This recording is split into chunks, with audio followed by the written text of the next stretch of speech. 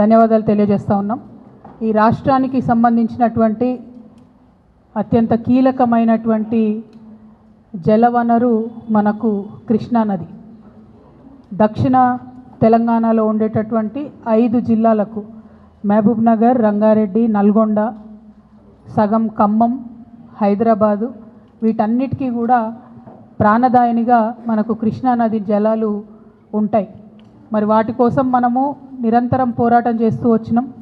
తెలంగాణ ఉద్యమ సందర్భంలో కూడా ప్రధానంగా జల సాధన విషయంలోనే మనము ఉద్యమాన్ని నిర్మించుకోవడం జరిగింది. అది ప్రజలందరికీ తెలిసిన విషయమే.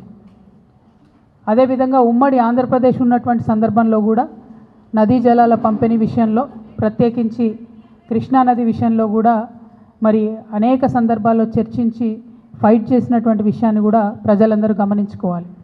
మరి ఆనాడు ఉమ్మడి ఆంధ్రప్రదేశ్లో ఉన్నప్పుడే మనకు ఇబ్బంది అవుతుంది కృష్ణా నది కర్ణాటకను దాటి రావడం అని చెప్పి పెద్ద ఎత్తున సుప్రీంకోర్టులో కేసేస్తే ఆల్మట్టి డ్యామ్ హైట్ పెరగకుండా ఉమ్మడి ఆంధ్రప్రదేశ్లోనే మనందరికీ కూడా స్టే వచ్చింది. అటువంటి స్టేను ఇప్పుడు కర్ణాటక ఉల్లంఘిస్తూ మరి 1,70,000 ఎకరాలను సేకరించడానికి 70,000 కోట్లను రిలీజ్ చేస్తూ మొన్న కర్ణాటక ప్రభుత్వం నిర్ణయం తీసుకున్నది. ఆ తీసుకున్నటువంటి నిర్ణయం మీద తక్షణమే మహారాష్ట్ర ముఖ్యమంత్రి గారు స్పందించారు. వీళ్ళు ఇట్లా 5 మీటర్లు ఎత్తు పెంచుకుంటే 100 టీఎంసీలు నీళ్లు నిల్వ కృష్ణాలో ఉంచుకుంటే మా మహారాష్ట్రలో 2 జిల్లాలు మునిగిపోతాయి కాబట్టి మేము దీనికి ఒప్పుకోము, మేము సుప్రీంకోర్టుకు పోతామని మహారాష్ట్ర ముఖ్యమంత్రి గారు, భారతీయ జనతా పార్టీ అక్కడ అధికారంలో ఉంది, వాళ్ళు ప్రకటించడం జరిగింది.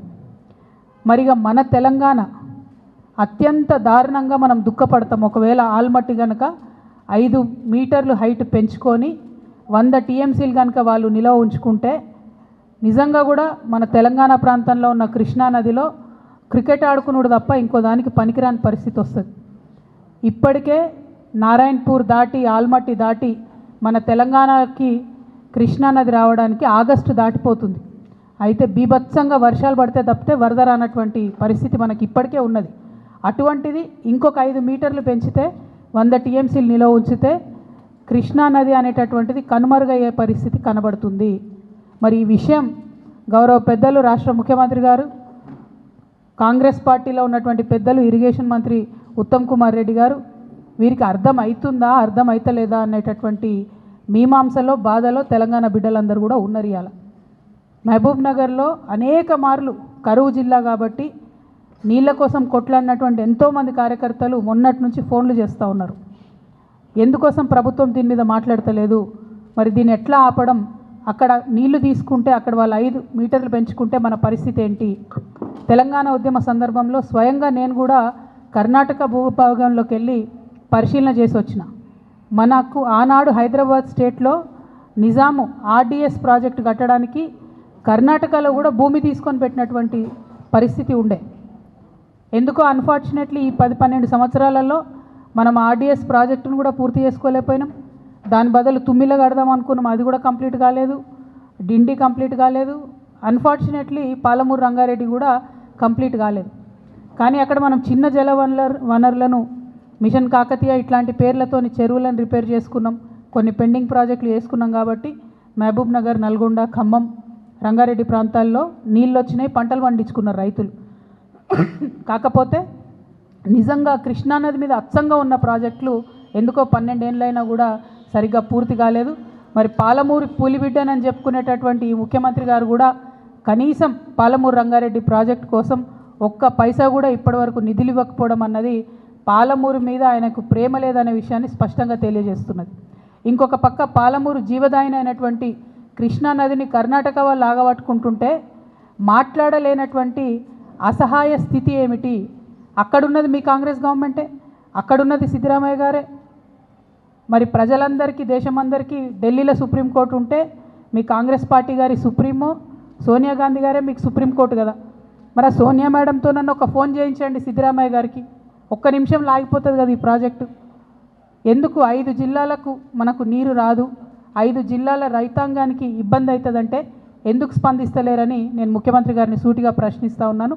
నేను డిమాండ్ చేస్తూ ఉన్నాను, తక్షణమే మీరు సుప్రీంకోర్టుకు వెళ్ళాలి, మీరు దీన్ని ఆపాలి. మన ముఖ్యమంత్రి గారికి ఒక అలవాటు ఉన్నది, అవసరం లేని దానికి సుప్రీంకోర్టుకు పోతాడు ఆయన. విద్యార్థులు, నిరుద్యోగులు వాళ్ళకి సంబంధించి నిన్న హైకోర్టులో మంచి తీర్పు వచ్చింది. ఆ విషయంలో మాత్రం భేషజాలకు పోయి డివిజన్ బెంచ్కి పోయిన సుప్రీంకోర్టు కూడా పోతారట. అంటే ఇంకా 1 ఇయర్ నిరుద్యోగులకు ఇబ్బంది అవుతుంది, గ్రూప్ 1, 2, 3 నోటిఫికేషన్లు ఆగిపోతాయి. అటువంటి విషయంలో మాత్రం మన ముఖ్యమంత్రి గారు సుప్రీంకోర్టుకు పోతారు. కానీ బీసీల విషయంలో రాష్ట్రపతి దగ్గర బిల్లు పెండింగ్ ఉంది, సుప్రీంకోర్టు కొండని మేము మొత్తుకుంటున్నాం. ఇంతవరకు ఆ విషయంలో సుప్రీంకోర్టు కోలే. బీసీలు ఏమన్నా కానీ, నిరుద్యోగులు ఏమన్నా కానీ ఆయనకు అనవసరం. ఎవరు హ్యాపీగా ఉండాలి? కాంగ్రెస్ పార్టీ బాగుండాలి, సోనియా గాంధీ గారు హ్యాపీగా ఉండాలి, సిద్ధరామయ్య గారు పక్క రాష్ట్రంలో హ్యాపీగా ఉండాలి. కాబట్టి మన నీళ్ళ విషయంలో సుప్రీంకోర్టుకు పోరు. నేను డిమాండ్ చేస్తూ ఉన్నా, మీ వైఖరిని తెలంగాణ ప్రజలు గమనిస్తూ ఉన్నారు. మీరు నిజంగా పాలమూరు పులిబిడ్డనా లేకపోతే ఉట్టి పేపర్ టైగరా అన్నది ఈ ఆల్మట్టి ఎత్తు ఆపడంలో మీ సంగతి ఏందో తెలంగాణ ప్రజల ముందు బట్టబయలు కానుందని ఈ సందర్భంగా తెలియజేస్తూ, మరి ఎట్టి పరిస్థితులలో మీరు పోకపోతే మేము బనకచర్ల కోసం కోర్టుకు వెళ్తామని చెప్పినాం. మేము వెళ్తూ ఉన్నాం. మీరు ఇప్పుడు కూడా సుప్రీంకోర్టులో కేసు అయిపోతే మరి తెలంగాణ జాగృతి నుండి ఖచ్చితంగా మేము ఇంటర్వ్యూని కావాల్సి వస్తుంది. ఎందుకంటే మీకోసం వెయిట్ చేసుకుంటూ మీనమాషాలు లెక్క పెట్టుకుంటే అయ్యగారి కోసం అమాస్ ఆగదన్నట్టు మొత్తం వాళ్ళు నీళ్లు దోసుకుపోయే పరిస్థితి ఉంది. ఒక పక్కనేమో గోదావరిలో చంద్రబాబు నాయుడు గారు దోసుకుపోతుంటే చూసుకుంటూ ఊరుకుంటారు, ఇంకో పక్కనేమో కృష్ణా నదిని వాళ్ళు ఆడ ఆగబడుతుంటే మీ కాంగ్రెస్ ప్రభుత్వం ఉంది కాబట్టి చూసుకుంటూ ఊరుకుంటారు. ఇది కరెక్ట్ వైఖరి కాదు. దీని మీద తక్షణమే ముఖ్యమంత్రి గారు స్పందించాలని నేను డిమాండ్ చేస్తున్నా. ఎట్ ద సేమ్ టైం నేను అనేక మార్లు చెప్పిన మన నాగార్జున సాగర్ డ్యామ్ని వీళ్ళ అధికారంలోకి వచ్చిన కొత్తలనే కేంద్ర ప్రభుత్వానికి ఇచ్చేసి వచ్చిండ్రు. ఇప్పుడు పరిస్థితి ఏంటంటే చిన్న రిపేర్ వర్క్ చేయాలి నాగార్జున సాగర్లో అంటే 2 నుంచి 3 నెలలు పడుతుంది. వీళ్ళు కేఆర్ఎంబీకి రాయాలి, కేఆర్ఎంబీ ఇంకెవరికో రాయాలి, అక్కడ నుంచి పర్మిషన్ రావాలి. అంటే మన భూభాగంలో మన డబ్బులతో కట్టిన ప్రాజెక్టులకు కూడా పర్మిషన్లు వస్తున్నాయి, పర్మిషన్లు రానటువంటి పరిస్థితి. కాబట్టి దీని మీద కూడా తక్షణం స్పందించాలి. అన్నిటికన్నా ఇంపార్టెంట్ ఇప్పుడు కృష్ణా వాటర్ బోర్డు మీటింగ్ మన జరగబోతూ ఉన్నది హైదరాబాద్లో. కృష్ణా ట్రిబ్యునల్ హియరింగ్ జరుగుతూ ఉన్నది హైదరాబాద్లో, ఈ వారంలో జరుగుతున్నది. నా డిమాండ్ ఏంటంటే ఆల్మట్టి ఎత్తు పెంచుతున్నటువంటి ఈ క్లిష్ట సమయంలో ఉత్తమ్ కుమార్ రెడ్డి గారు కాదు, వారితో పాటు రాష్ట్ర ముఖ్యమంత్రి హోదాలో రేవంత్ రెడ్డి గారు కూడా అటెండ్ అవ్వాలి. మీరు అటెండ్ అయితేనే మనకు రావాల్సినటువంటి న్యాయం జరుగుతుంది, మనకు దక్కాల్సినటువంటి వాటా దక్కుతుంది, మీ సిన్సియారిటీ ఏందో కూడా ప్రజలకు అర్థమవుతుందని చెప్పి ఈ సందర్భంగా నేను డిమాండ్ చేస్తూ ఉన్నాను. మరి తెలంగాణ జాగృతి పదే పదే చెప్పిన విషయం మళ్ళొకసారి గుర్తు చేస్తున్నా. ఇదంతా ఎందుకు జరుగుతుందంటే నీళ్ల విషయంలో ఆంధ్రాలో పనిచేసినటువంటి ఆదిత్యనాథ్ దాస్ గారిని తెలంగాణకు అడ్వైజరీగా పెట్టుకున్నప్పటి నుంచే ఈ ఇబ్బందులన్నీ జరుగుతున్నాయి. వారిని తక్షణమే తొలగించండి. వారికి మన తెలంగాణ మీద ప్రేమ ఎందుకుంటుంది? కనీసం మీకుందని మీరు నిరూపించుకోండి, మీరు ఆలోచన చేయండి, కృష్ణానదిని కాపాడండి అని చెప్పి నేను ప్రభుత్వాన్ని డిమాండ్ చేస్తూ ఉన్నాను. Thank you. జై తెలంగాణ, జై జాగృతి. Krishna thank you. జై తెలంగాణ.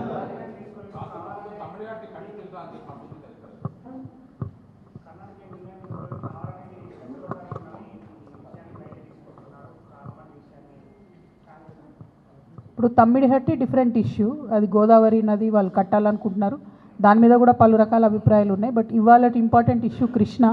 మీరు అన్నట్టు వాళ్ళు చెప్పకపోవడం ఏం లేదు, బాజాప్తా కర్ణాటకలో క్యాబినెట్ మీటింగ్ పెట్టి వాళ్ళు 70,000 కోట్లు ఫేజ్ వైజ్గా ఎట్లా రిలీజ్ చేస్తామని ఫండ్స్ కూడా వాళ్ళు రిలీజ్ చేయడం జరిగింది.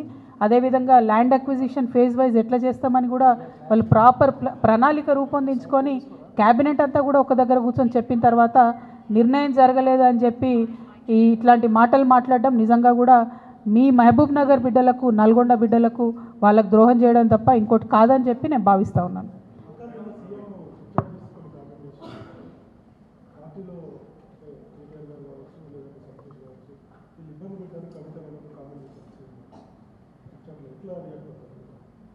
ఇప్పుడు సీఎం గారు ఏమన్నారన్నది నాకు తెలియదు, కానీ తెలంగాణ ప్రజలు అనుకుంటున్న విషయమే కదా, అది తెలంగాణ ప్రజలందరూ గమనిస్తున్న విషయమే. ఇప్పుడు బీఆర్ఎస్ పార్టీ సోషల్ మీడియా నన్నే దాడి చేస్తుంది, హరీష్ అన్న మీడియా నన్నే దాడి చేస్తుంది, సంతోష్ అన్నకున్న సీక్రెట్ మీడియా నన్నే దాడి చేస్తుంది. అందరు కలిసి నా మీద దాడి చేస్తున్నట్టే కదా, అలా కొత్త ఏం లేదు, అది మీ అందరి దృష్టిలో కూడా ఉన్నది కాబట్టి అది కొత్త ఏం లేదు, వింతేం లేదు. Thank you.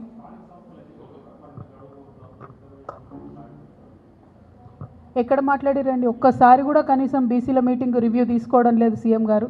మేము పదే పదే కోరుతున్నాం. నిన్న కూడా మన తెలంగాణ జాగృతి నుండి కూడా మళ్ళీ చెప్పినాం మేము, మీరు కనుక తక్షణం నిర్ణయం తీసుకోకపోతే ఇక మంత్రుల ఇల్లు ముట్టడించుడు ఉంటుంది ఫస్ట్ ఫేజ్లో. ఇంకా కూడా నిర్ణయం తీసుకోకపోతే ముఖ్యమంత్రి గారి ఇల్లు కూడా ముట్టడించాల్సి వస్తుంది.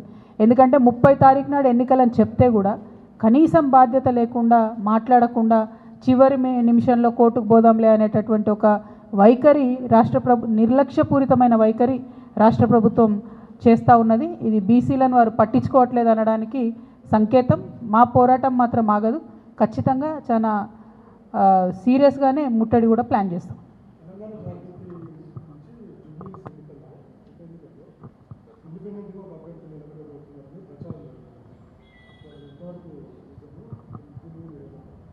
జై తెలంగాణ.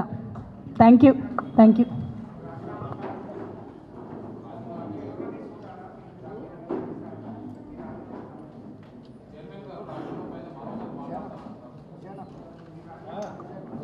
రాజీనామా నేను మంచి స్పీకర్ ఫార్మాట్లో ఇచ్చేసిన. చైర్మన్ గారు నాకు మళ్ళీ నేను తెల్లారు కూడా ఆయనకు ఫోన్ చేసి కూడా చెప్పిన, నేను మంచి సౌండ్ మైండ్లో ఇచ్చిన సార్, కంపల్సరీ నా రెసిగ్నేషన్ యాక్సెప్ట్ చేయండి అని. మరి వారు ఎందుకు డిలే చేస్తున్నారో నాకు తెలియదు. చాలా కారణాలు చెప్తా ఉన్నారు.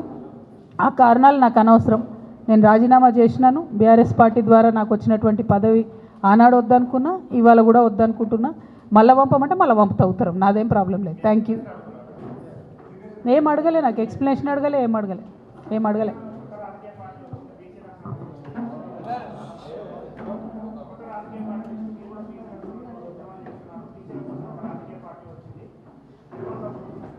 తప్పకుండా స్వాగతిస్తాం కదండి. ప్రజాస్వామ్యంలో ఎన్ని పార్టీలు ఉంటే అంత మంచిది, ఎన్ని గొంతులు ఉంటే అంత మంచిది, ఎన్ని వాయిస్లు ఉంటే అంత మంచిది. తెలంగాణ ఉద్యమంలో కూడా మనం ఒకటే మాట అనుకున్నాం, ఎంతమంది జై తెలంగాణ అంటే అంత జల్దీ తెలంగాణ వస్తుందని.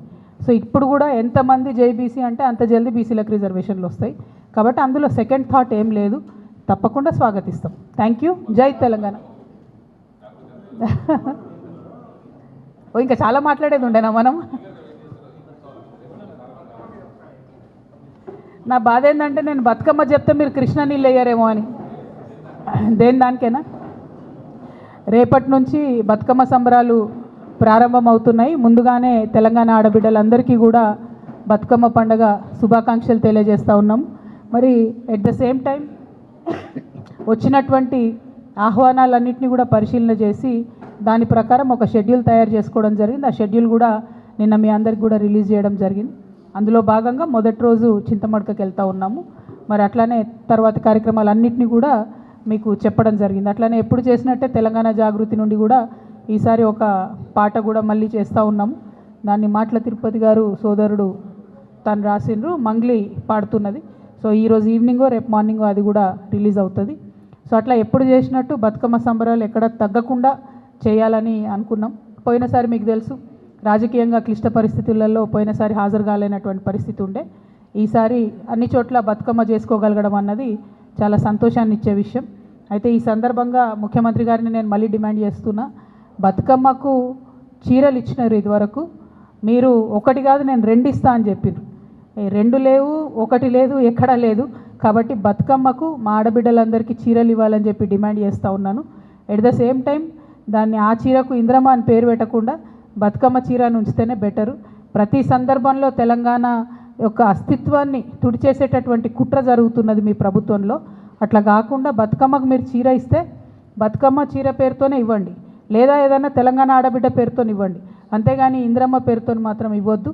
ఇప్పటికే కుట్రపూరితంగా ఈ ప్రభుత్వం తెలంగాణ తల్లి దగ్గర నుండి బతుకమ్మను దూరం చేసింది. ఇప్పుడు తెలంగాణ ఆడబిడ్డల దగ్గర నుంచి బతుకమ్మ చీరను దూరం చేసింది. ఇటువంటి పరిస్థితి రాకుండా శ్రద్ధ పెట్టి ఆడబిడ్డల పట్ల గౌరవాన్ని, మన పండగలు, మన సంస్కృతి పట్ల గౌరవాన్ని పెంపొందించే కార్యక్రమాలు ప్రభుత్వం చేయాలని చెప్పి నేను డిమాండ్ చేస్తాను.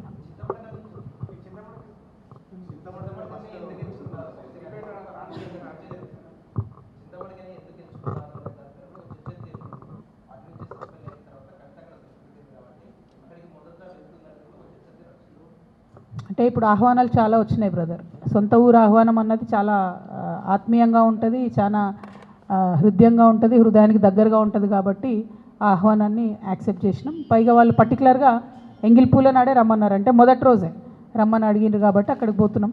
ప్రత్యేకంగా రాజకీయపరమైనటువంటి ఇంపార్టెన్స్ మీరు ఎట్లా నేను వద్దన్న ఆపాదిస్తారు అని అట్లా నాకు తెలిసిన విషయమే. కాకపోతే నేను మాత్రం మా ఊరికి పోతున్నా.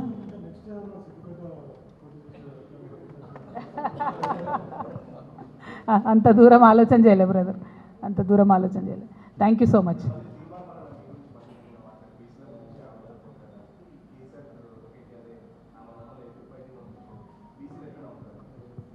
నేనేమంటున్నా బ్రదర్, ఇష్యూ మీద మాట్లాడితే ఆన్సర్ ఇస్తాం, పర్సనల్గా మాట్లాడితే ఇక ఏం చెప్తాం చెప్పు. ఊకే బీసీల గురించి కొట్లాడదాం, అందరం కలిసి గట్టిగా ఎంటబడి బీసీల రిజర్వేషన్ సాధించుకుందాం. ప్రభుత్వం మీద చేయాల్సిన కొట్లాట ఇడిచిపెట్టి బీసీల కోసం కొట్లాటోళ్ళు మనం లోలు పెట్టుకుంటే ఏమొస్తుంది? అందరం కలిసి ప్రభుత్వం మీద ఫైట్ చేయాలి, అందరం కలిసి లీగల్ ఫైట్ చేయాలి, స్ట్రీట్ ఫైట్ చేయాలి అవసరమైన కాడ.